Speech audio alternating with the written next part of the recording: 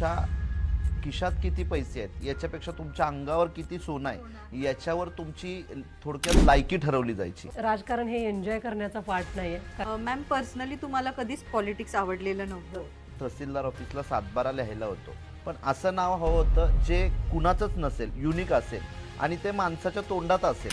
7/12 हे नाव माहीत नाही असा महाराष्ट्रामध्ये एकही माणूस तुम्हाला मिळणार नाही. मग ते कमाव दिखाव कमावचा बिझनेस असल्यामुळं मग नाविलाज असतो ते हळूहळू घ्यायला लागलं. चर्चा चालू होतात की बहुतेक अडचणीत आहेत, घाणवट ठेवलंय असं.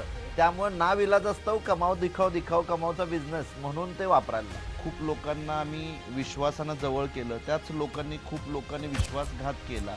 इलेक्शनचे रिझल्ट्स आले होते त्यावेळी मतमोजणी केंद्राबाहेर असतात, म्हणजे बरेचसे उमेदवार किंवा घरी असतात. तुम्ही आदमापूरमध्ये होते.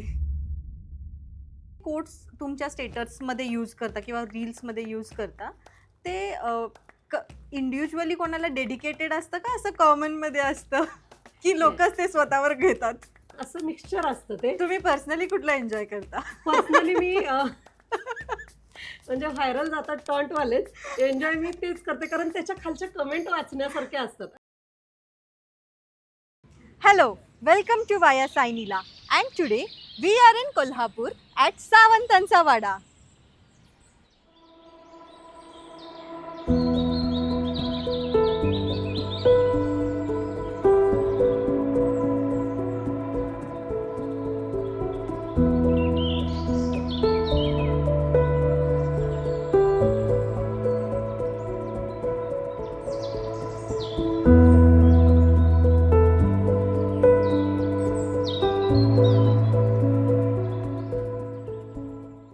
ज्यांनी आपले स्वप्न पूर्ण करत करत मराठी संस्कृतीलाही जपलं. चला तर मग today we are delighted to welcome mister and missus Sawant.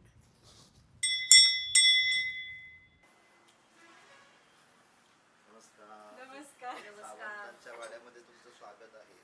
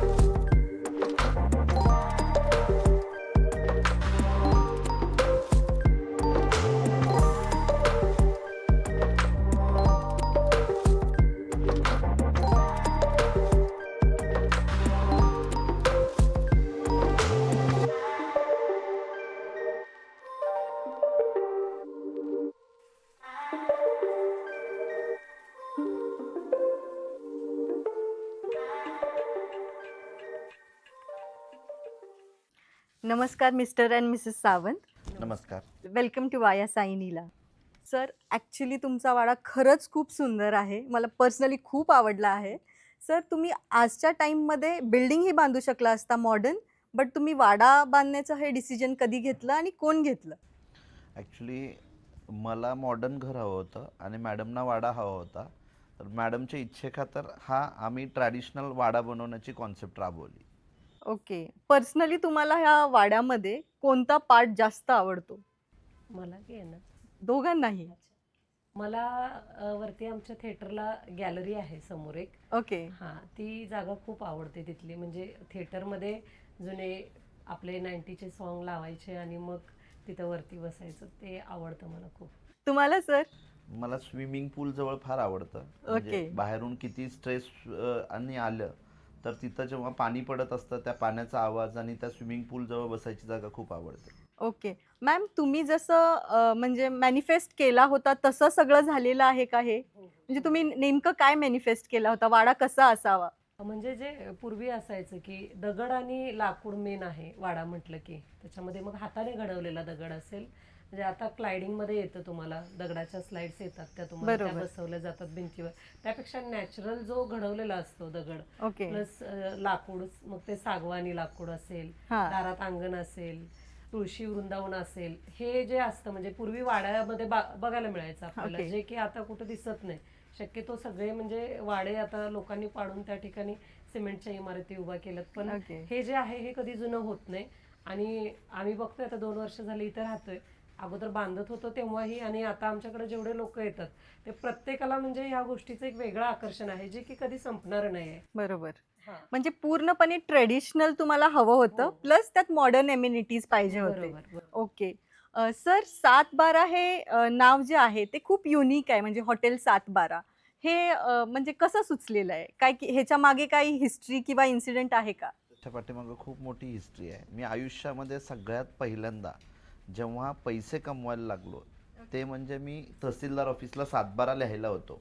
Okay. म्हणजे माझ्या उपजीविकेची सुरुवात पहिल्यांदा तिथून झाली. हां. मग त्या 712 तिथं लिहायला होतो. त्यानंतर काही वर्षानंतर मग तिथून सोडला जॉब आणि प्रॉपर्टी कन्सल्टंट म्हणून झालो. म्हणजे तिथेही 712शी निगडीत होतं. म्हणजे ओके. आयुष्यात जे जे काही घडणजडण झाली ती 712शी रिलेटेड होती, म्हणून त्याला नाव 712 दिलं. हा एक उद्देश होता. आणि दुसरा मुद्दा होता की मी जेव्हा हॉटेल काढायची कॉन्सेप्ट जेव्हा निवडली तेव्हा ती हॉटेलची कॉन्सेप्ट ट्रॅडिशनल होती आणि त्याला ट्रॅडिशनल नाव हवं होतं. मग ओके. शेतकरी, निसर्ग वगैरे असे बरेच नावं असतात, पण असं नाव हवं होतं जे कुणाचंच नसेल, युनिक असेल आणि ते माणसाच्या तोंडात असेल. म्हणजे नेहमी म्हणजे हां. नवीन नाव दिलं तर ते लोकांपर्यंत पोहोचायला वेळ लागतो. 712 हे नाव माहीत नाही असा महाराष्ट्रामध्ये एकही कोणीच माणूस तुम्हाला नाहीये. मिळणार नाही. बरोबर. त्यामुळे ते ट्रॅडिशनल नाव असावं त्या ट्रॅडिशनल थीमला, म्हणून 712 नाव दिलं. Okay sir. मॅम, तुम्ही पॉलिटिक्समध्ये पण आहात आणि बिझनेसमध्ये पण आहात. तुम्हाला रिस्की जास्त काय वाटते? पॉलिटिक्स जास्त रिस्की आहे का बिझनेस जास्त रिस्की आहे? म्हणजे रिस्की म्हणता येणार नाही. आपण जिथं मन लावून काम करतो तेव्हा रिस्क कधी असते, कधी आपल्यालाच विश्वास नसतो की आपण ही गोष्ट करू शकतो की नाही, तेव्हा ते रिस्कमध्ये जातं. पण मला माहीत आहे की जर मला काही बाबा जमत नाही किंवा समजत नाही तर मग मी सल्ला घेते यांचा की हे असं असं आहे, समजत नाही तर याचं काय करायला लागेल. त्यामुळे रिस्क अशी नाही. व्यवसाय आम्ही आता जवळजवळ 10 वर्ष करत आलोय, तिथं आता पूर्णपणे मुरलेलो आहे. राजकारणात जरी नवीन असलो तरी हळूहळू का असेना पण होतंय सगळं ठीक. त्यामुळे रिस्क अशी वाटत नाही मला. तुम्ही पर्सनली एन्जॉय काय करता? म्हणजे राजकारण एन्जॉय करता की बिझनेस? राजकारण हे एन्जॉय करण्याचा पार्ट नाही आहे, कारण ती जबाबदारी फार मोठी आहे. तिथं आपल्याकडून खूप जास्त एक्सपेक्टेशन असतात लोकांच्या की आम्ही निवडून दिलंय तर मग हे केलंच पाहिजे वगैरे वगैरे वगैरे हे असतं सगळं. आणि बिझनेसचं म्हणाल तर एक चांगली गोष्ट ही आहे की तिथं असं वाटतं की वेगवेगळे लोक भेटतात. म्हणजे राजकारणात आता माझं मर्यादित आहे, माझा एक 8 गावांचा मतदारसंघ आहे जी तेवढी लोक माझ्याशी जोडली गेली आहेत. पण 10 वर्षात बिझनेसच्या माध्यमातून जवळजवळ लाखो म्हटलं तरी चालेल एवढी लोक भेटली आणि ती एन्जॉयच केला आम्ही ते तसं बघायला गेलं तर. कारण अजूनही ती लोक 10 वर्षापासून आहेत, बरीच लोक सोबत आहेत. म्हणजे एक वेगळी नाती जोडली जातात. त्यामुळं बिझनेस. सर, तुम्ही हॉटेल 712 मध्ये भरपूर कस्टमर्स बघता. असा कधी विचित्र इन्सिडेंट घडलेला आहे का हॉटेलमध्ये, किंवा विचित्र कोणी कस्टमर जे तुम्हाला कधी विसरायला होणार नाहीये? नाही, असे खूप रोज नवीन नवीन हॉटेलमध्ये येणारे रोज सगळे कस्टमर नवीनच असतात. प्रत्येकाच्या एक्सपेक्टेशन्स नवीनच असतात, प्रत्येकाच्या अपेक्षा वेगवेगळ्या असतात. म्हणजे रोज म्हणजे हॉटेलमध्ये गेल्यानंतर रोज नवीन अनुभव येतो. म्हणजे ही एक इंडस्ट्री अशी आहे आणि सर्व्हिस इंडस्ट्री आहे, त्यामुळे लोकांचे एक्सपेक्टेशन्स खूप असतात. त्यामुळे रोज नवीन अनुभव येतात. म्हणजे असा एक दिवस असा अनुभव लक्षात ठेवण्यासारखा नाही आहे, रोज नवीन अनुभव आहेत. तेवढे सगळे अनुभव जर सांगायचं म्हटलं तर 10 तासाचा प्रॉडकास्ट होईल. ओके. सर, कधी बिल माफ वगैरे असं कधी केलंय तुम्ही? खूप वेळा असतं. म्हणजे ॲक्च्युली महाराष्ट्रामध्ये सगळ्यात पहिली कॉन्सेप्ट आपण 712 मध्ये आणली की शेतकऱ्यांना जेवणावर 25% डिस्काउंट आणि ओके. जवानांना 25% डिस्काउंट. ही ओके. सगळ्यात महत्त्वाची पहिली कॉन्सेप्ट महाराष्ट्रामध्ये आपण आणली. त्याच्या पाठीमागे आपला एक प्रामाणिक उद्देश होता की जो शेतकरी राबून जे अन्न कमवतो तो कधी हॉटेलला जेवायला जात नाही, कारण तिथलं ते बिल आणि हे म्हणून त्याला बरोबर. माझ्याकडे आल्यानंतर कुठेतरी समाधान वाटावं म्हणून. आणि जो जवान सीमेवर लढत असतो त्याला आपल्याकडे 25% डिस्काउंट दिला जातो. Yes, हे yes. सोडून सुद्धा बरेच असतात. म्हणजे काही लोक त्रास देण्याच्या उद्देशाने येतात, त्यांना काही वेळेला माफ करावं लागतं. काही जणांची जेवायला आलेले असतात, परिस्थिती नसते, खिशात पैसे नसतात, मुलाबाळांना फॅमिलीला घेऊन आलेले असतात, त्यावेळी एक वेगळ्या भूमिकेतनं असतं. त्यामुळे असं बरेच वेळेला होतं. ओके सर, म्हणजे तुम्ही फक्त हे बिझनेस पैशासाठी नाही करत आहे? 100%. Seriously. Okay, it is very nice to hear that. जर मॅम आज तुम्ही राजकारणात नसता आणि फक्त हॉटेल असतं, तर अजून एक कोणता व्यवसाय तुम्ही यात ॲड केला असता? ॲक्च्युली मी तसं काय म्हणजे 1-2 वर्षाच्या पाठीमागं म्हणजे राजकारणाचा आमचा काही तसा विचार नव्हताच ॲक्च्युलीमध्ये. पण मला आमचं स्वप्न हे घर होतं. घर झाल्यानंतर आता बिझनेससुद्धा सगळा सेट झालेला आहे. मग आपल्याला एक जर थोड्या दिवसांनी काहीतरी नवीन करावं असं वाटतंय, तर माझं एक सुंदर असं साडीचं शॉप टाकायचं हे माझ्या डोक्यात होतं. प्लॅन होतं. हां, म्हणजे जसं आमचं घर अँटिक आहे, जे बघण्यासाठी इथं लोकं येतात, तसंच साडीचे शॉप तर बरेच आहेत. म्हणजे आमच्या कोल्हापूरमध्ये सुद्धा एकापेक्षा एक आहेत. पण ह्या सगळ्यांपेक्षा काहीतरी वेगळं आणि युनिक मला करायचं होतं, जिथं मला बास आता मी सगळं करून म्हणजे सगळं बिझनेस हे ते सगळ्या ह्याच्यातनं म्हणजे एक अचिव्हमेंट असते आणि ती आमची घर ही अचिव्हमेंट होती आणि ही पूर्ण झाल्यानंतर आता थोडं स्लो जाऊया आपण अशा पद्धतीने म्हणाल तर मग मला एक सॅटिस्फाईड हां, लाईफ. ते मला करायचं होतं जे की तिथं अजून नवीन नवीन मैत्रिणी भेटतील, नवीन नवीन ओळखी होतील, त्याच्यासाठी मला पण ते हे करायचं सगळं होतं. मॅनेज करणं खूप अवघड जात हो, असेल. खूप जास्त म्हणजे माझी आता वेगळी पद्धतीची कसरत होते. हम्म. म्हणजे सकाळी घरातलं असतं सगळं, मग त्यानंतर मतदारसंघातलं काय असेल ते असतं, मग हॉटेलचं असतं, मग परत संध्याकाळी घरी, असं एक वेगळी कसरत होते. सर तुम्हाला मॅडमांबद्दल बिझनेस वुमन म्हणून जास्त अट्रॅक्ट करतात, एक पॉलिटिशियन म्हणून जास्त अट्रॅक्ट करतात, की म्हणजे एक फॅमिली हाऊसवाईफ सारखं तुम्हाला म्हणजे पर्सनली त्यांच्यातलं कुठलं कॅरेक्टर जास्त अट्रॅक्ट करतं? तसं सगळेच रोल त्या व्यवस्थित प्ले करतात. म्हणजे एक चांगली राजकारणी असेल किंवा चांगली व्यावसायिक असेल किंवा एक चांगली हाऊसवाईफ म्हणून, हे सगळ्या गोष्टी त्यांनी अगदी तारेवरची कसरत करून का असे ना पण व्यवस्थित सांभाळलेल्या आहेत. ओके. आणि मॅम तुम्हाला त्यांचं कुठलं जास्त कॅरेक्टर आवडतं? आता मला सांगायचं गेलं तर म्हणजे ते एक माझ्या मुलांचा एक चांगले वडील म्हणून जे त्यांचं असतं ना, म्हणजे माझ्यापेक्षा नक्कीच ते जास्त करतात बरं का. म्हणजे आता फॉर एक्झाम्पल सांगायचं झालं तर 30 तारखेला माझ्या छोट्या मुलाचा बर्थडे आहे. पण त्याला सुद्धा माहिती आहे की त्यानं लिस्ट काढून ठेवली अशी, कारण आता त्याला 8 वर्ष पूर्ण होणार, 9 Okay. लागणार. त्यानं 8 का 10 वस्तूंची लिस्ट काढली आणि ती लिस्ट ते 1 महिना झालाय ह्यांच्याकडे ऑलरेडी देऊन ठेवली आहे. आणि मग ते त्यांचं चालू आहे झटपट, आता सध्या त्यातच आहेत ते. Wish list. हो हो, विश लिस्ट की माझे 8 वर्ष पूर्ण होणार आहे. त्यामुळे हे सगळं म्हणजे ते एकदम प्रॉपरली आणि मन लावून. आता माझा पण गेल्या महिन्यात बर्थडे झाला तर त्यांनी मला माझ्या वया इतके गिफ्ट दिले. म्हणजे एक हे जे फॅमिली मॅन म्हणा थोडक्यात, फॅमिली मॅन म्हणून म्हणजे बाहेर तर आहेतच, बाकीच्या सगळ्या गोष्टी आहेत बिझनेसमध्ये हे ते, पण एक फॅमिली मॅन म्हणून जे ते राहतात ते एक आयडियल हजबंड. सर मॅम तुम्हाला साडीमध्ये आवडते की ड्रेसमध्ये आवडते? नाही, असं दोन्हीमध्ये आवडतात. नाही तरी पण एक चूज करा. साडीमध्ये छान वाटतं. साडीमध्ये तुम्हाला पर्सनली काय आवडतं? हेच मला पांढरा शर्ट काळी पॅन्ट बस, दुसरं काही नाही. म्हणजे माझं असं असतं की फक्त आता कुठंतरी फिरायला जात असेल तर ते नाही ना घालू शकत म्हणून, नाही तर मग मला तेच आवडतं, तेच घाला असं असतं. विचारलं की तेच घाला. तुम्ही ज्यावेळीपासून पॉलिटिक्समध्ये आला त्यावेळी तुमची ड्रेसिंग सेन्स बदललेली आहे का की आधीपासून? आधीपासूनच अशी. ओके. आणि तुम्हाला सिम्पल युजली राहायला सिंपल लागतं? आवडतं आणि मला साडी जास्त आवडते वेअर करायला. ओके. ड्रेसपेक्षा जर हे करायचं झालं तर साडी आवडते मला. सर तुम्हाला पर्सनली गोल्ड खूप आवडतं, म्हणजे ह्याच्या मागे काही स्टोरी आहे का तुम्हाला आधीपासूनच गोल्ड जास्त अट्रॅक्ट करत आलंय? आवडत तर नाहीये, आता सध्याही आवडत नाही, पण झालंय असं मॅडम की मी खूप पूर्वी जेव्हा व्यवसाय करायचो तेव्हा तो व्यवसाय मी खाली कोकणामध्ये करायचो. आणि त्या कोकणामध्ये काय होतं की तुमच्या खिशात किती पैसे आहेत याच्यापेक्षा तुमच्या अंगावर किती सोनं आहे याच्यावर तुमची थोडक्यात लायकी ठरवली जायची.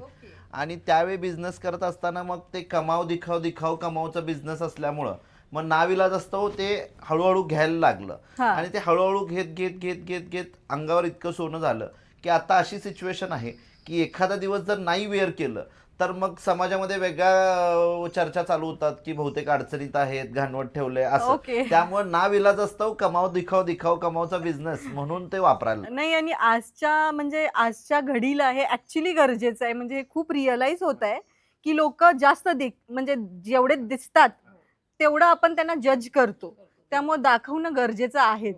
मॅम रिस्की पण आहे. म्हणजे इतकं सोनं, आज सोन्याचे भाव इतके झालेत, ते अंगावर वेअर करून फिरत असताना खूप कसरत होते. पण आता ते मी मगाशी म्हटलं तसं नाविलाज असतो, घालावं लागतं. हो. कारण की युजली तुम्ही दोघं ज्यावेळी पण सोशल मीडियावर दिसता किंवा वैयक्तिक आम्ही ज्यावेळी तुम्हाला भेटतो तुम्ही खूप सिम्पल असता. म्हणजे मला पर्सनली असं वाटते की तुमचं जे सोशल मीडियावर एक इमेज जी आहे त्याहून तुम्ही खूपच जास्त सिम्पल आहात असं मला पर्सनली वाटतं. जवळजवळ म्हणजे प्रत्येक जण भेटणारे आता मला बघतात जे सोशल मीडियावरती, ते समोर आल्यानंतर असे समोर यायला आणि बोलायला घाबरतात की बोलतील की नाही म्हणून. हा. पण मी म्हणजे नाही तिथं नाही, दाखवावं लागतं, सिरियसली. पण हो हो तसं हो. नाहीये. खूपच डाऊन टू अर्थ आहात दोघं सुद्धा त्या बाबतीत. Thank you. सर, तुम्ही शून्यातून विश्व निर्माण केलेलं आहात. तुमचा मला प्रवास सांगा. प्रवास खूप मोठा आहे, तसा असा शॉर्टमध्ये नाही सांगता येणार, पण खूप खडतर प्रवासातून आज इथंपर्यंत आलो. माझे वडील रिक्षा ड्रायव्हर होते, म्हणजे आहेत आजही. रिक्षा ड्रायव्हर होते. मला 3 बहिणी, मी एकुलता एक मुलगा.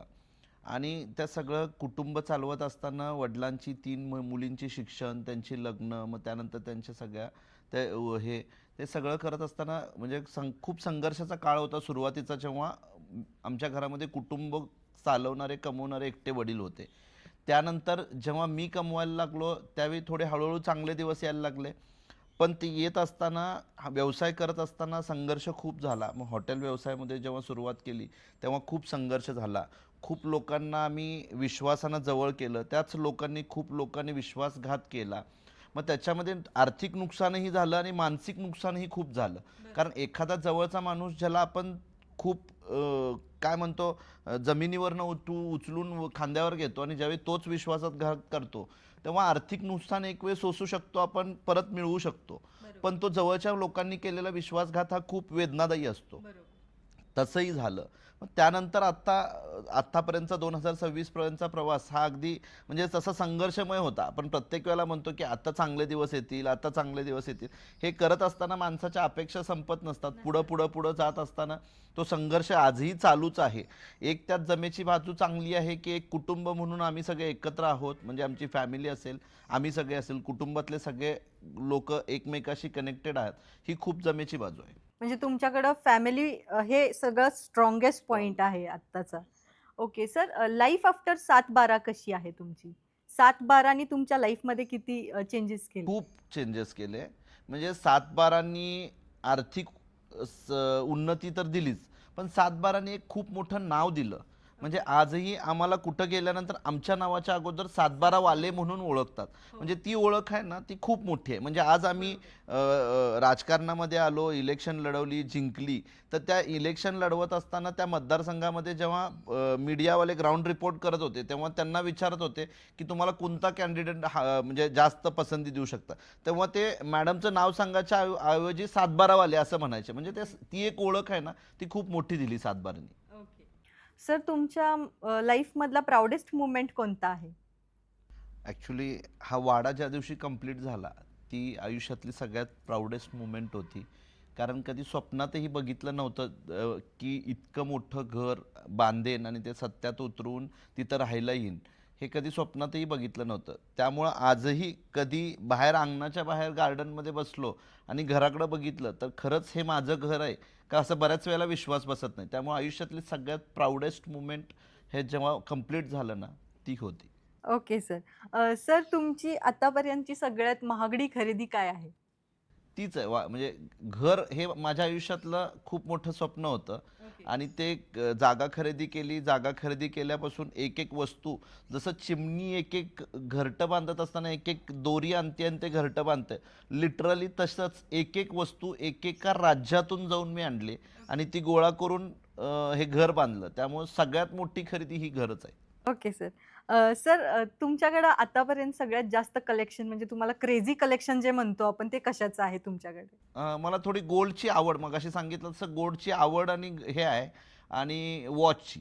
त्यामुळं गोल्ड आणि वॉचमध्ये वेगवेगळ्या जसं रिंग्स म्हणा, गोल्डमध्ये वेगवेगळ्या रिंग्स किंवा वॉचमध्ये वेगवेगळे वॉच, याचं कलेक्शन करायला आवडतं मला. तुम्ही असं आहे का, की तुम्ही आज हा वॉच घालणार आणि उद्या तो, म्हणजे स्पेसिफिक ओकेजनला हे वॉच, आणि असं काय आहे? ठरलेलं असतं की व्हाईट शर्टवर रॅडो वापरायचं किंवा कुडत्यावर कुठलं वापरायचं, असं ठरलेलं आहे. म्हणजे तसं व्हाईटवर वेगळं आणि कॅज्युअलवर वेगळं असं असतं. Okay sir. तर आज तुमच्याकडे सगळंच आहे, पण तरीही सुद्धा तुमच्याकडे काही इनकम्प्लीट विश आहे का अशी?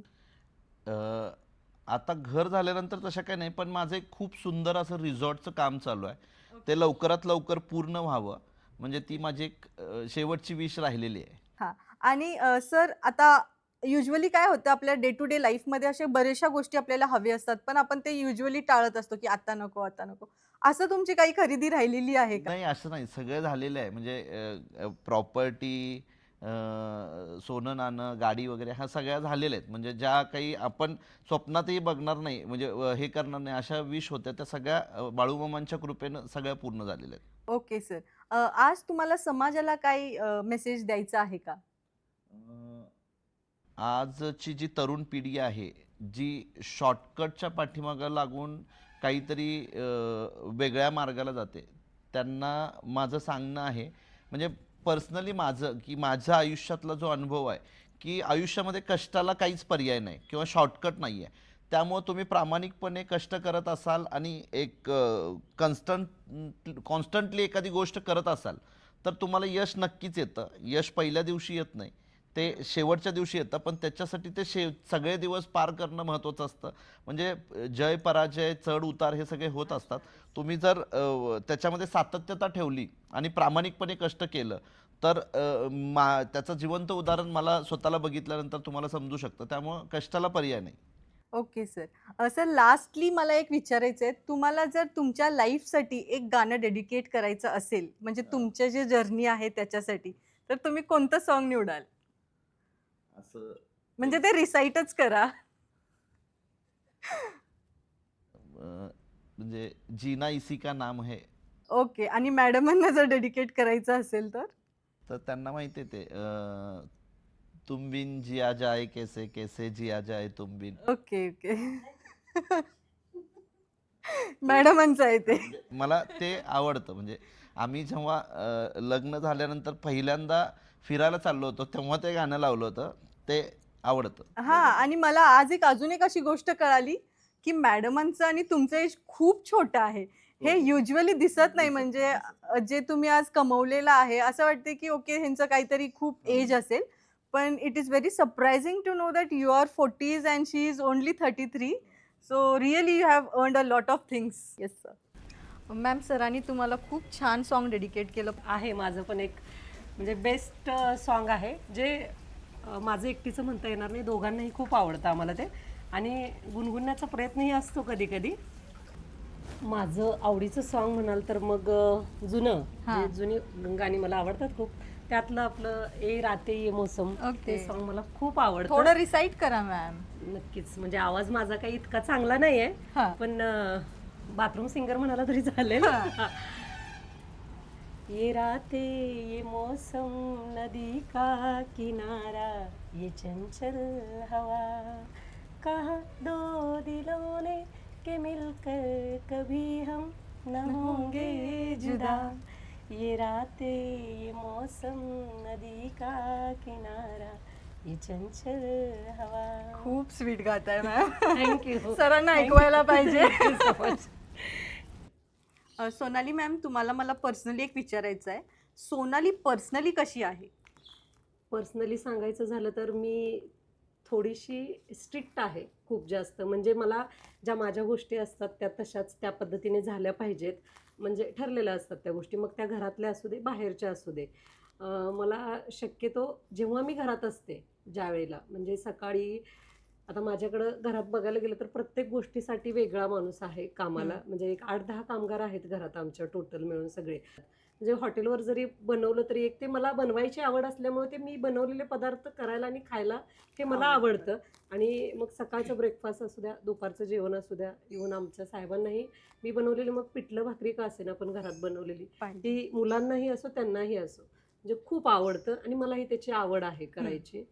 आणि स्वतःला वेळ द्यायलाही मला आवडतं त्याचबरोबर. कारण मी जेव्हा इतर लेडीजना सांगते, बरेच असे माझे पॉडकास्ट असतात त्याच्यातून सांगते की तुम्ही आधी स्वतःकडे लक्ष द्या.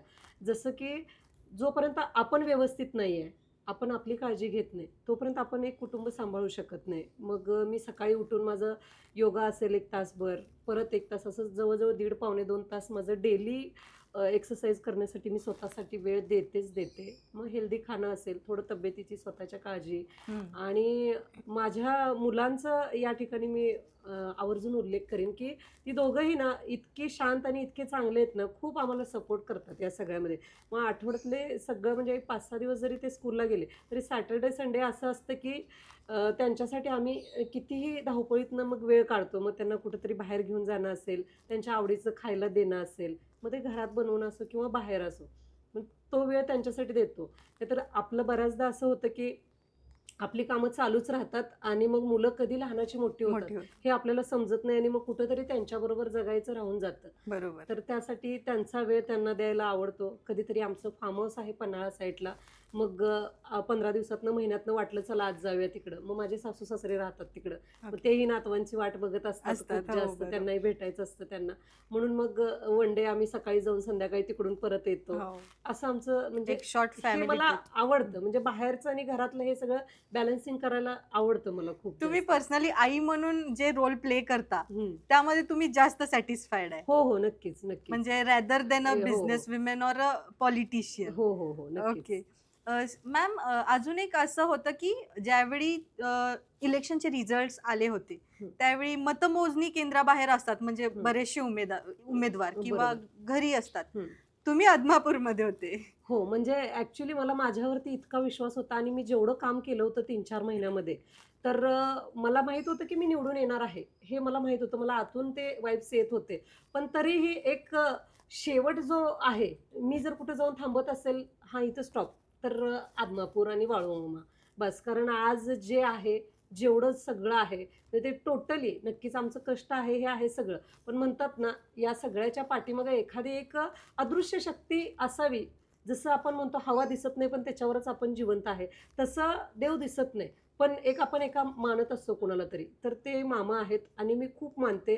मग त्या दिवशी सकाळी लवकर उठले मी, 4:30ला उठून आवरून मी 7 वाजता तर मंदिरात होते आणि माझा जप चालू होता सकाळी बरोबर 6-7 वाजल्यापासून ते माझा रिझल्ट 10:30-11:15 दरम्यान लागला. तोपर्यंत माझा जप चालू होता आणि अक्षरशः जेव्हा ते शब्द कानावर पडले, म्हणजे ते माझ्या व्हिडिओ बघितला, तर ते इतकं म्हणजे माझ्यासाठी हे होतं, म्हणजे खूप ते मला सांगता येत नाही शब्दात. म्हणजे तुमच्या एक प्राऊडेस्ट मुवमेंट मधला एक मुवमेंट तो होता. आणि त्या जे काही आज राहुल सावंत, सोनाली सावंत जे पण काय आहेत, जेवढे पण लोक आम्हाला मग व्यवसायाच्या माध्यमातून, आता या पॉलिटिक्सच्या माध्यमातून असेल किंवा इतर आता त्या रीलच्या माध्यमातून असेल, ओळखतात ना, या सगळ्यात कुठे ना कुठे मी 50% तर म्हणणारच नाही, 70-80% वाटा मामांचा आहे. कारण खूप विश्वास आहे आमचा तिथं, म्हणजे खूप जास्त सांगता येत नाही. मॅम, ऍक्च्युली तुम्ही हे सगळं मेंटेन करताना पण तुम्ही सोशली पण खूप ऍक्टिव्ह आहात. तुमचे रील्स खूप व्हायरल जातात, खूप शेअर होतात, खूप जण स्टेटस लावतात. तुम्ही जे कोट्स तुमच्या स्टेटसमध्ये यूज करता किंवा रील्समध्ये यूज करता ते इंडिव्हिज्युअली कोणाला डेडिकेटेड असतं का असं कॉमन मध्ये असतं की लोकच ते स्वतःवर घेतात? नाही, खरं सांगायचं झालं तर ना, मी अशा विचारांची आहे की मी कुणाला इतकं महत्त्व देत नाही. म्हणजे जर समजा आपल्याबरोबर जर कोण चुकीचं वागलंय ना, तर त्याला इतकं महत्त्व का द्यायचं? एखादा एडिटर 20,000 रुपये पगार देऊन ठेवा आणि त्याच्यावरती त्याला व्हिडिओ करायला लावा आणि ते एडिट करून टाका, इतकं महत्त्व नाही मी देत कुणाला. पण 4 वर्षापूर्वी माझे 2-3 व्हिडिओ असे म्हणजे टॉन्टवाले जे व्हायरल गेले खूप जास्त, आणि माझा आवाज थोडासा मोठा असल्यामुळे ना ते बरोबर एकदम मॅच होत होते ते टॉन्टच्या व्हिडिओमध्ये, आणि तेच व्हिडिओ माझे जास्त पळायला लागले. तर मग लोकांना आपल्यातलं काय आवडतंय बघायला हे मला ते समजलं. मग त्यानंतर मी फक्त एकसारखे तेच करत नाही, बरेच माझे मोटिवेशनल असतात, इमोशनल असतात आणि मग टॉन्टवाले पण, असं मिक्सचर असतं ते. तुम्ही पर्सनली कुठला एन्जॉय करता? पर्सनली मी म्हणजे व्हायरल जातात टॉन्टवालेच, एन्जॉय मी तेच करते कारण त्याच्या खालच्या कमेंट वाचण्यासारख्या असतात आणि पर्सनली मी त्या सगळ्या कमेंट मी स्वतः लाईक करते. खूप म्हणजे काय मॅडम तुमचे बरोबर टायमिंगला व्हिडिओ येतात, मला खरंच ह्या व्हिडिओची आता गरज होती, ह्या ज्या कमेंट्स असतात ना, म्हणजे तो व्हिडिओ काही लोक असं स्वतः कुणाच्या तोंडावर बोलू शकत नाही, हा म्हणून तो स्टेटसला लावला की त्यांना ज्यांच्यापर्यंत पोहोचवायचं असतं, पोचवायचं ते असतं. पोहोचतं. म्हणजे असा अर्थ आहे तुम्ही त्याचा. असं पर्सनली कधी पर्सनली कोणालाच नाही. नाही. आणि मी सुद्धा ठेवत नाही माझे व्हिडिओ स्टेटसला कधीच. याचा अर्थ की ते माझ्यासाठी नाही, मी नाहीये. कुणासाठी करत हो, नाही. हो, हो. मी फक्त इन्स्टाला टाकून देते. ते इतकंच. तुमचं ओन क्रिएटिव्ह माइंडने केलेलं असतं का तुम्ही कुठून वाचून वगैरे नाही घेता? मी माझ्या क्रिएटिव्ह माइंडनं बऱ्याचदा असतं, काही वाचनात पण आलेले असतात, पण त्याची शब्दरचना मी माझ्या पद्धतीने हो, हो, करते. हो. ॲज इट इज तिथं जे आहे तसंच मांडत नाही मी. थोडंसं आमची कोल्हापुरी स्टाईल त्याच्यामध्ये हा. ती पद्धत थोडीशी घालून मग ते मी बनवते. थोडक्यात मीठ मिरची मसाला लावून मग ते सॉन्ग कोल्हापूरची सोनाली बनत बनत तुम्ही सोलापूरची विसरले का? विसरले म्हणता येणार नाही, पण हा जो कोल्हापुरी ठसका आहे ना, तो पाहिजे ऍक्च्युअल मध्ये, हा. आणि मी तो अवगत करून घेतला. तुम्हाला म्हणजे एखादा स्लँग, सोलापुरी स्लँग जर यूज करायचं असेल तर जे असं डे टू डे लाईफ मध्ये तुम्ही ते सोलापूरचे एक असे टर्म्स जे कायम यूज करता? नाही, माझ्या अजूनही माझ्या गावाकडचा मम्मीचा वगैरे फोन आला ना, तर मी ज्या भाषेमध्ये बोलत असते ना, माझी मुलं अशी बघतात माझ्याकडे, हे फॉर असं काय म्हणते? एक्झाम्पल म्हणजे कसं बोलता? काय करायलास, हा. जेवलीस, बर आता हा. काय करणार आहेस, हा. म्हणजे हे एक वेगळं हे आमच्याकडचं आहे. थोडस इचलकरंजी हा, टाईप हा तशा है ना? टाईप मध्ये, हा हा हा असं थोडं वेगळं आमच्याकडचं येतं, म्हणजे सोलापुरी टाईप मध्ये. म्हणजे ते आता मिक्स झालं असेल थोडंसं, कोल्हापूर इचलकरंजी अशा type मध्ये झालंय, पण ते आहे. तुम्हाला तुमच्याबद्दल एक अफवा जी माहिती आहे? अफवा, आता अफवा कशा अशा बऱ्याच, कारण कसं आहे, अफवा हा हसण्यासारखं पण म्हणता येणार नाही, कारण बऱ्याच अफवा अशा असतात ज्या इथे लागतात आपल्याला. बरोबर बरोबर. म्हणजे आपल्याला माहितच नसतं, अफवा एखादी चालू असते आपल्याबद्दल, अरे हे कधी झालं हम्म. असं आपल्याला वाटतं. म्हणजे बरीच लोक काही म्हणतात, आता काय हे संपले, ह्यांचं काय आता नाहीच, आणि मग ते अचानक आम्हाला कुठंतरी एक चांगल्या ठिकाणी बघितलं की अरे असं कसं काय, म्हणजे तेच कन्फ्युजन मध्ये राहतात लोक अफवा करणारेच, की ह्यांचं तर असं झालं होतं. म्हणजे त्यांनाच कळत नाही आपण अफवा काय करावी आणि काय नाही. म्हणजे त्यामुळे बऱ्याच गोष्टी होतात बऱ्याचदा की ह्यांचे काय आता उरलेलंच नाही. आणि ह्या सगळ्याचा जो एक धुवून काढण्याचा डाग म्हणजे हे आताच आमचं झालेलं इलेक्शन, त्यामध्ये अफवा करणाऱ्यांनी बघितलं बऱ्यापैकी की हे काय आहेत, आणि नाही का मांजरीचा Answer पंजा दिला, हा. आणि वाघाचा पंजा थोडासा नाही का थांबून जो बसतो एकच, तो तसा थोडासा मध्ये पॉज घेऊन तो बसला बरोबर इलेक्शनच्या वेळेला. त्यामुळं आम्ही त्याच्याकडे लक्ष देत नाही किंवा कुणाला उत्तर देत बसत नाही, की यांनी एक्सप्लेन केलं ना की असं वाटतं हे आपल्या चुकांवरती पांघरून पांघरून घालतायत. घालतायत. त्यामुळे एक्सप्लेन करायचं नाही, आपण पुढे चालत राहायचं. आणि तुम्ही हे पण एक मला सांगावंसं वाटतं, जर तुम्हाला मोठं व्हायचं आहे आणि तुम्ही होत असाल, झाला असाल, तर ह्या गोष्टींना फेस करण्याची ताकद आपल्याकडे 100% असलीच पाहिजे. बरोबर. गळून पडून बसून चालणार नाही की अरे असं कसं बोलायला लागले आमच्याबद्दल. होत राहतात, कुणाबद्दल, देवाबद्दल बोलतात, नवस एखादा पूर्ण नाही झाला तर नको त्या देवाकडे नको, या देवाकडे बरोबर जावे. बरोबर. आपण तर काय हो, माणसं आहे, त्यामुळे ते होत राहते ओके, तुम्ही तुमची लाईफ तशी जॉली एकदम. म्हणजे हो मी त्या टाइप मध्येच घेते. हा जॉली घेत. Jolly type. तुम्हाला तुमच्या लाईफ बद्दल म्हणजे एक सॉन्ग डेडिकेट करायचं असेल स्वतःलाच की माझी लाईफ अशी आहे, तर ते कुठलं गाणं असेल? जगणं हे न्यारं झालं जी, जगणं हे न्यारं झालं जी, म्हणजे ह्या सॉन्ग मधनं सगळंच जेवढं काही कष्टातून त्रासातून खूप, म्हणजे फक्त माझ्या कष्टाचाच एक पॉडकास्ट करायचा गेला तर तो जवळजवळ 4 ते 8 तासाचा होईल. पण त्या प्रवासातून हा शेवट, आज मी या ठिकाणी बसले, त्यामुळे ही एकच ओळ वास आहे की जगणं हे न्यारं झालं जी. Okay ma'am. हो. मॅम पर्सनली तुम्हाला कधीच पॉलिटिक्स आवडलेलं नव्हतं हो. आधीपासूनच, नाही. आणि आज तुम्ही चांगले उत्तम पॉलिटिशियन आहात. हे ड्रास्टिक चेंज तुमच्यामध्ये कसं काय? ॲक्च्युली राजकारणाची आवड आमच्या साहेबांना खूप जास्त होती, पण आता ते आरक्षण पडलं, मग मी उभी राहिले, हा भाग नंतरचा. पण आवडत नव्हतं म्हणण्यासारखं म्हणजे कसं आहे की तिथे खूप जास्त सगळ्या गोष्टींना म्हणजे रिस्ट्रिक्शन्स येतात, हे ते बऱ्याच गोष्टी असतात. तर माझं असं एक चौकट ठरलेली असायची, म्हणजे माझं घर, माझी मुलं, व्यवसाय, आणि मग संपलं माझं, असं होतं. आणि या दरम्यान काय झालं, आमचं हॉटेल ज्या भागात आहे तिथं माझ्याकडं माझ्या मतदारसंघातल्या बऱ्याच लेडीज कामासाठी येतात, आणि त्यांचे जे प्रॉब्लेम्स आहेत प्रत्येकीचे, मग कुणाच्या गावामध्ये बस नाही आहे, कुणाच्या गावात रस्ते चांगले नाही आहेत, हे सगळं, म्हणजे आज उशीर का झाला हे जरी त्यांना विचारलं तरी वहिनी आमच्या गावात रस्ताच नाही, आमच्या गावात बसच टाईमवर येत नाही, हे त्यांचे किरकोळ प्रॉब्लेम्स असतील, किंवा मग आपले प्राथमिक आरोग्य केंद्राचे प्रॉब्लेम असतील, ह्या खूप साऱ्या ज्या गोष्टी होत्या ते मला निदर्शनास यायच्या. मग मी जेव्हा ह्याच्या अगोदर इलेक्शनच्या अगोदर आम्ही जेव्हा लोकांना भेटीगाठी चालू केल्या तेव्हा गावातली मी कंडिशन बघितली मतदारसंघातली. तर बऱ्याच गोष्टींची गरज होती. आजपर्यंत आम्ही समाजकार्य करत आलो. आवड होती समाजकार्याची. पण ते आमच्यापर्यंत मर्यादित होतं. म्हणजे जसं आपल्याकडे येणार त्या पद्धतीने आपण करणार. बरोबर. तर मग साहेबांनी मला समजून सांगितलं, की जर आपल्याला करायचं आहे, काहीतरी चांगलं करायचं आहे, तर आपल्याला एक चांगली ठिकाण भेटतंय बाबा, हां. की तिथून त्या थ्रू आपण करू शकतो लोकांसाठी काहीतरी मोठ्या स्वरूपामध्ये. असं सांगितल्यानंतर मग मी त्यामध्ये उतरले आणि मग तो प्रवास माझा सुरू झाला. तुम्हाला आता पॉलिटिशियन म्हणून तुम्ही आहात का, म्हणजे कम्फर्टेबल आहात हो, या आहे. प्रोफेशन मध्ये? आहे कम्फर्टेबल. म्हणजे लोकांच्या आहेत खूप जास्त म्हणजे आपल्याकडून एक्स्पेक्टेशन्स मगाशी जसं मी म्हणाले तसं असतात. पण जेवढे जमतील तेवढे मी पूर्ण करण्याचा नक्कीच प्रयत्न प्रयत्न करते. मला जेवढा वेळ देता येईल तेवढा मी देते. तिथपर्यंत पोहोचते त्यांच्यापर्यंत. हे आहे, ओके आहे सध्या तरी. ओके. मॅम, तुम्हाला स्वतःला जर रोस्ट करायचं असेल तर तुम्ही कसं कराल?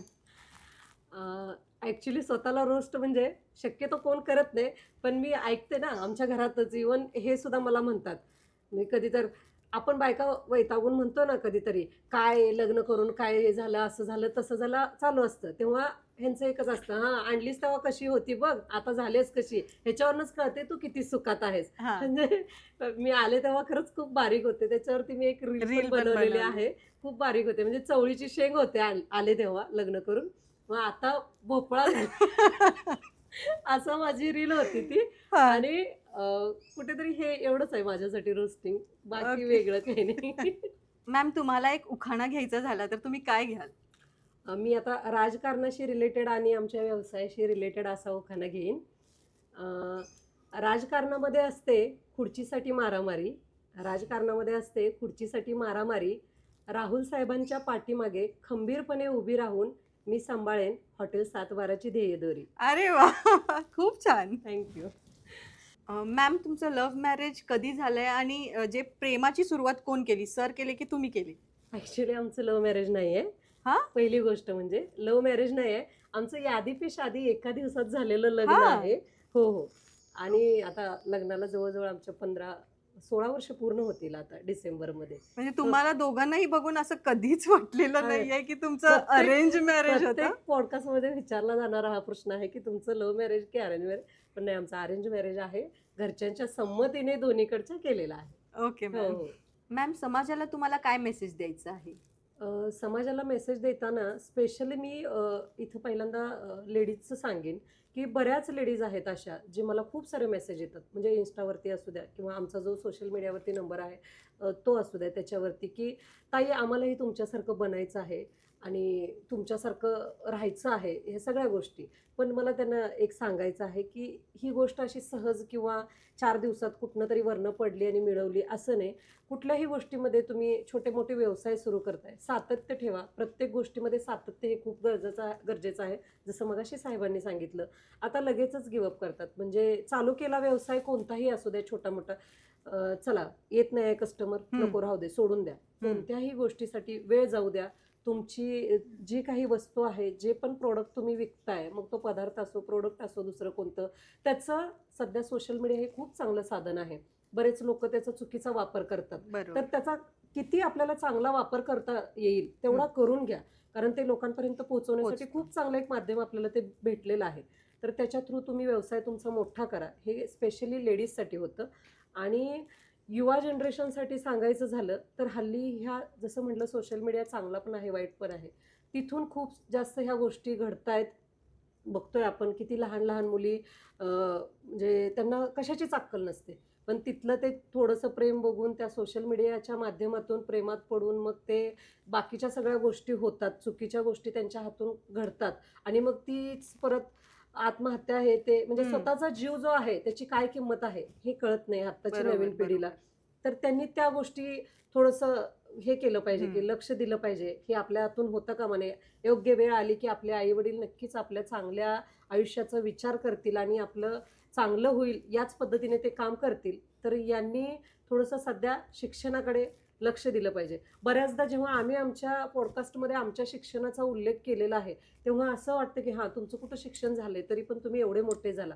असं नसतं. प्रत्येकाचं स्किल वेगळं असतं, काम करण्याची पद्धत वेगळी असते आणि शिक्षण हे वाघिणीचं दूध आहे. ते बरोबर. घेतलेलं कधीच कुठे वाया जात नाही. त्यामुळं ते शिक्षण घेतल्यानंतर आज जर आम्ही अजून जास्त थोडे शिकलो असतो, तर यापेक्षा अजून चांगल्या वेगळ्या पद्धतीने व्यवसाय करू शकलो असतो. थोडंसं अजून वेगळं डेव्हलप झालं आहे. हे नक्कीच खूप चांगलं आहे. पण सांगण्याचं मला एवढंच आहे की यातून प्रत्येकानं आपापल्या पद्धतीनं कष्टाला पर्याय नाही. बरोबर. ते जसं बोलले तसंच मीही बोलते. कष्टाला अजिबात पर्याय नाही. शॉर्टकट जी युवा पिढी आजमावते ना, हा चला ते गेम्स वगैरे हे खेळून मग पैसे मिळतात, असं काहीही आणि कुठेही होत नसतं. त्यामुळं युवा पिढीने याच्याकडे जास्त लक्ष लक्ष दिलं द्यावं. पाहिजे. सर आपण एक आता रॅपिड फायर राऊंड घेऊया. त्यामध्ये तुम्हाला आन्सर द्यायचं आहे की त्यांनी जास्त आहेत का तुम्ही जास्त? ओके. तर तुमच्या दोघांमध्ये सरप्राइजेस जास्त प्लॅन कोण करतं? त्यांनी करतात. असा कुठला अनुभव एकदमच नाही, मोठा? म्हणजे एक असं नाही सांगायचं, म्हणजे भरपूर म्हणजे करतात. त्यांना आवड आहे ती आणि मुलांना असू दे, मला असू दे, ते वेगवेगळे सरप्राईज देतात. आता माझ्या बड्डेला मागच्या महिन्यामध्ये त्यांनी खूप चांगलं सरप्राईज दिलं. इवन मग काही असो, म्हणजे छोटी मोठी गोष्ट असू दे, काय पण.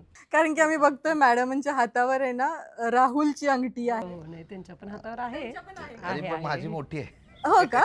Can you show to the camera? Okay. Even आम्ही ते 7-12 फॉलोअर्स झालेलं हां. ते पण तेव्हा बघितलं. पण. सरांनी हो, हो, खूप हो. छान दिलं हो, होतं ते हो, हो. ऍक्च्युली. नाही, असतात, कंटिन्यू असतात. म्हणजे महिन्यातून 2-3 तरी असतात. अरे वा. मी ते अजून अजून काय पाहिजे? मान्य करते मी, मान्य करते. तुमच्यात सॉरी कोण बोलतं आधी? तेच बोलतात. नाही बोलतात.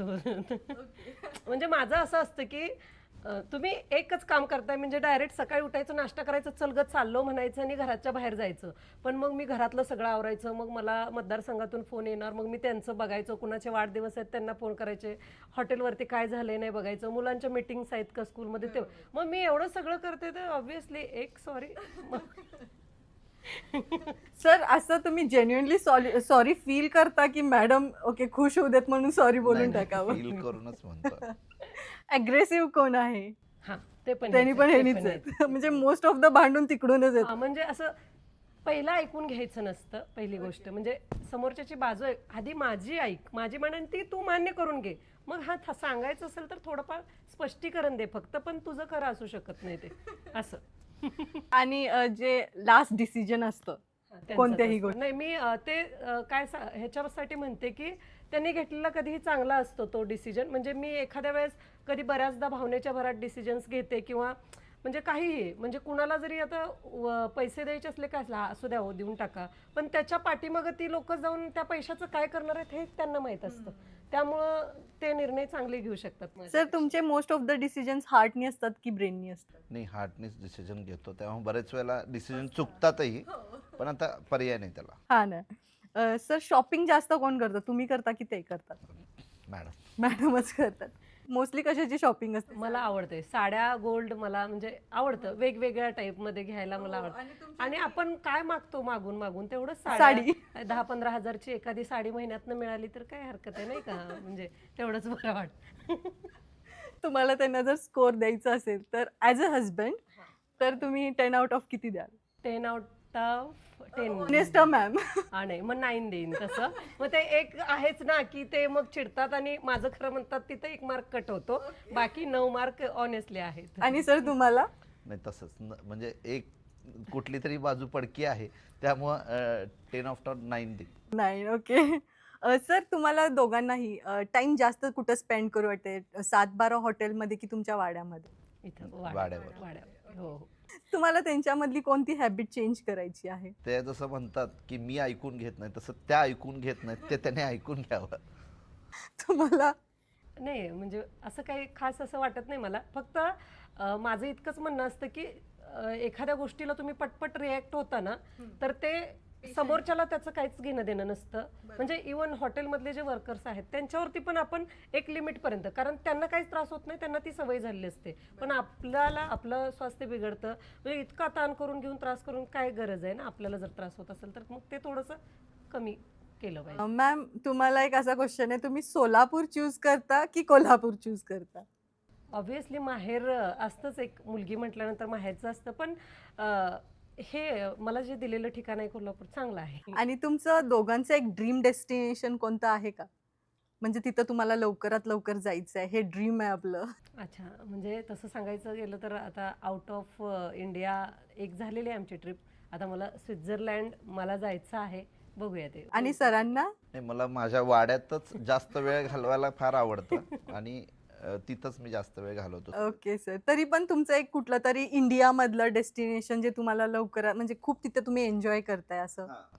ऍक्च्युली केरळ आमचं राहिलंय आणि ते केरळ एकदा एक्सप्लोर करायचं आहे. म्हणजे राहतं म्हणजे यासाठीच की आम्ही 8 दिवस 4 दिवस असे नाही काढू शकत, सलग नाही काढू आणि शकत. मुळात काय होतं की जेव्हा एक्सप्लोअर करायचं असतं ज्या सीझनमध्ये सुट्टीच्या, त्यावेळी आमच्याकडं हॉटेलला कस्टमरचा लोड असतो, त्यामुळे आम्ही एक्सप्लोअर नाही करू शकत आहे. आणि जेव्हा आमच्याकडं हॉटेल शांत असतं तेव्हा तिकडं आता पावसाच्या सीझन म्हणा किंवा हे हा, असतं, बरोबर. त्यामुळे ते तशा ह्याच्या वेनी म्हणजे नाही करतात. थोडक्यात कसं गोष्टी सगळ्या जुळून येत नाहीत. तुमचे मुलं आहेत ते खूप ऍडजस्ट करतात ऍक्च्युली, तुम्हाला दोघांनाही खूप बिझी शेड्यूल आहे.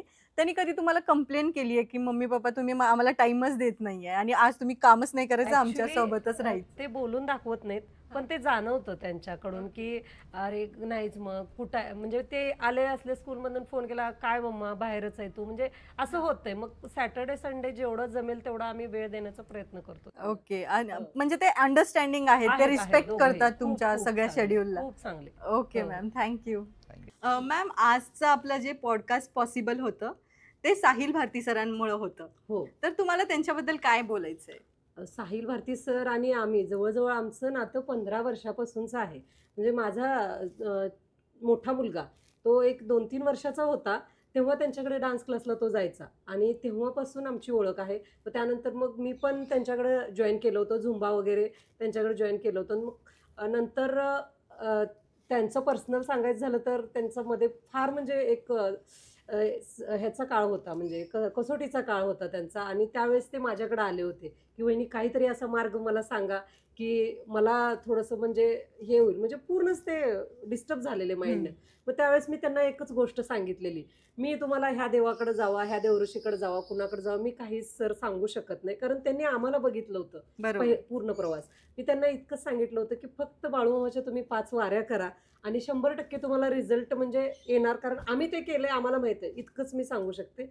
तर त्यांनी ते केलं आणि खरंच आता तुम्ही त्यांच्यातला पण चेंज बघू शकताय. हो. म्हणजे खूप चांगलं त्यांचं आता सध्या सुरू आहे. आणि ते नियमित, जसं आमची आता 15 वर्ष होतील आम्हाला बाळूमामाच्या अमावस्या वारी करून, ओके. तसं त्यांच्याही जवळजवळ आता 8-10 वर्ष तरी झाली असतील, ते करतायत कंटिन्यू. आणि खूप चांगले रिलेशन आहेत आमचे त्यांचे. Okay, thank you ma'am. तुम्ही आज खरंच वेळात वेळ काढून वाया सायनीला एक खरंच खूप इन्स्पायरिंग जर्नी सांगितलेली आहे. थँक्यू. Thank you so much. तुम्हीही इथे आला आणि आमच्याकडून, आमच्या 7/12 परिवाराकडून, सावंत कुटुंबाकडून तुम्हाला तुमच्या चॅनेलला खूप खूप शुभेच्छा. Thank you ma'am. धन्यवाद.